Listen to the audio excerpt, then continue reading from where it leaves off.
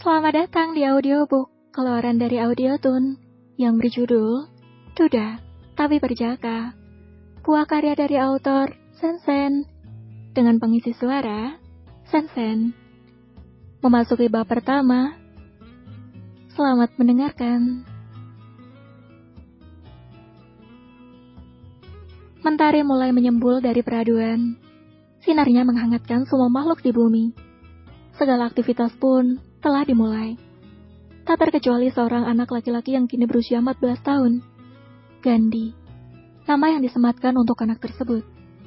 Ia dirawat dan dibesarkan sejak masih bayi oleh seorang parubaya yang tidak dikaruniai anak dalam pernikahannya. Bunda, Gandhi berangkat dulu ya, Bun. Pamit seorang anak laki-laki mencium punggung tangan wanita yang telah merawatnya.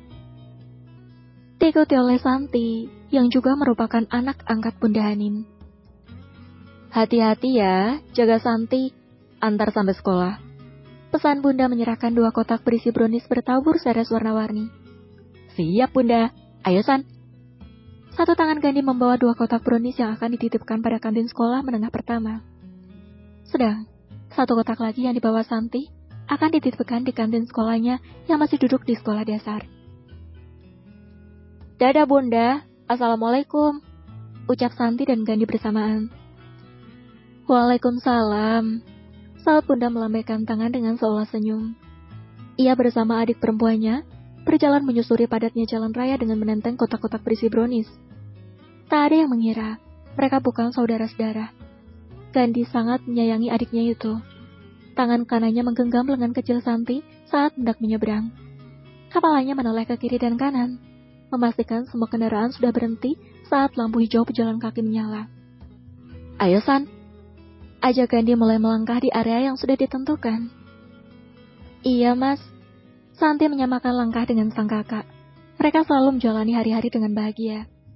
Kesederhanaan tidak membuat mereka berkecil hati. Bunda terus mengajarkan untuk selalu bersyukur. Karena itulah, tidak pernah ada rasa iri di hati mereka kala melihat teman-teman seusianya berangkat dan pulang sekolah menaiki mobil mewah. Sampailah kedua anak itu di pangkalan angkot, tak ada yang menyadari sepasang manik sipit mengawasi setiap langkah mereka.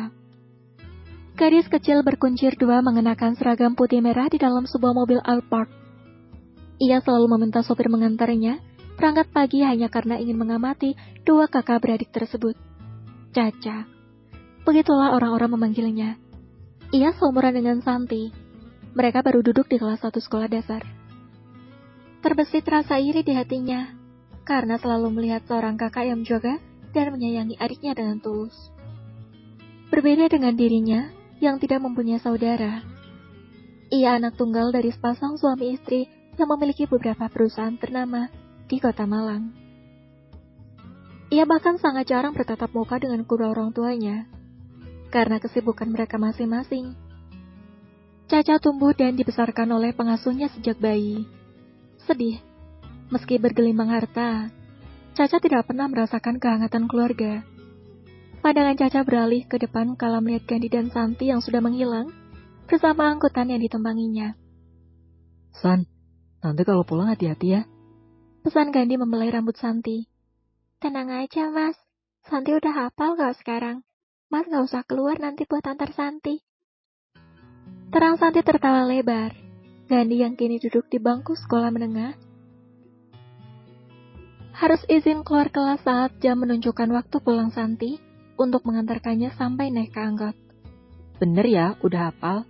Terus kalau nyabrang nanti, ngikut sama orang-orang, atau minta tolong sama sopir angkot. Nih, uang jajannya. Terang Gandhi mengulurkan selembar uang Rp10.000. Cukup untuk naik angkot 1 kali, dan sisanya untuk jajan Santi. Terkadang ia harus rela menahan lapar kalau Bunda tidak memiliki uang. Siap, Komandan. Kayak Santi sedang hormat seperti saat ia sedang upacara bendera. Mereka cekikikan di angkot. Tak terasa, sudah sampai di depan sekolah Santi. Mereka pun turun. Gandhi masih menggandeng lengan adiknya itu. Dengan menoleh ke kanan, kiri, memastikan aman untuk menyeberang, ia berjalan santai. Mamang, berhenti sebentar, pinta Caca pada sang sopir. Ia bersekolah tak jauh dari sekolah Gandhi dan juga Santi. Entah kenapa, Caca tertarik dengan keakraban dua saudara itu, sampai rela membuntuti mereka. Santi dan Gandhi berjalan sambil sesekali bersenda gurau, membuat Caca tersenyum manis, merasakan hidupnya yang kesepian sejak kecil. Dan Santi, semangat sekolahnya ya. Jangan lupa, titip brownies sama ibu kantin dulu. Ujar Gandhi tersenyum lebar, sambil mengangkat kotak yang sama dengan yang dipegang Santi. Iya mas, ini langsung ke kantin. Saud Santi melambaikan tangannya dengan senyum yang lebar pula. Setelah memastikan sang adik masuk ke sekolah dengan selamat, Gandhi berjalan hanya beberapa meter saja untuk sampai di sekolahnya. Memang, mereka sekolah di sebuah yayasan yang mengelola mulai dari SD, SMP, dan SMA. Mang tolong nyebrang dong, aku mau makanan yang dibawa mas-mas itu. Ujar Caca menunjuk ke arah Gandhi. Tapi Neng, Mamang takut kalau makanannya nggak higienis. Nanti dimarahin nyonya. Sahut Mang Maman, sopir pribadi Caca. Ayolah Mang, jangan bilang sama mama atau papa. Buruan Mang, nanti keburu masnya masuk ke sekolah. Paksa Caca kepada sang sopir. Meski awalnya ragu, ia tetap menuruti permintaan anak kecilnya itu. Tentunya akan merahasiakannya dari nyonya besarnya. Baiklah Neng, di sini saja. Biar Mamang yang belikan. Ucap Mang Maman dengan pasrah. Caca mengangguk bersemangat. Mang Maman pun turun setelah diberikan 2 lembar uang 50 ribuan. Mang Maman memborong semua brownies yang dibawa oleh Gandhi. Awalnya, ia terkejut tidak percaya. Bahkan uang pembayarannya pun lebih. Terima kasih banyak Pak, sudah memborong brownies saya. Ucap Gandhi membungkuk dengan senyum melebar. Tapi maaf Pak, saya nggak punya kembalian. Totalnya cuma 70 ribu. Sambung Gandhi setelah menerima pembayaran. Tidak apa, kembaliannya buat kamu saja. Mang Maman lalu berbalik dan melenggang pergi. Gandhi masih melongo tak percaya. Sampai punggung Mang Maman menghilang masuk ke mobil dengan pesanan Caca. Alhamdulillah Bunda. Ucapnya penuh syukur dengan mata berkaca-kaca. Caca yang melihat dari balik jendela tersenyum. Ia turut merasa bahagia. Mereka pun kembali melanjutkan perjalanan yang tinggal beberapa meter saja. Makasih ya, Mang. Ucap Caca turun dari mobil, membawa 2 box brownies dengan tangan mungilnya. Sesampainya di kelas, Caca membagi-bagikan semua brownies tersebut kepada teman-temannya. Wah, dalam rangka apa nih, Cak? Makasih ya, Cak. Sering-sering ya, Cak. Dan masih banyak lagi ucapan-ucapan dari teman-temannya.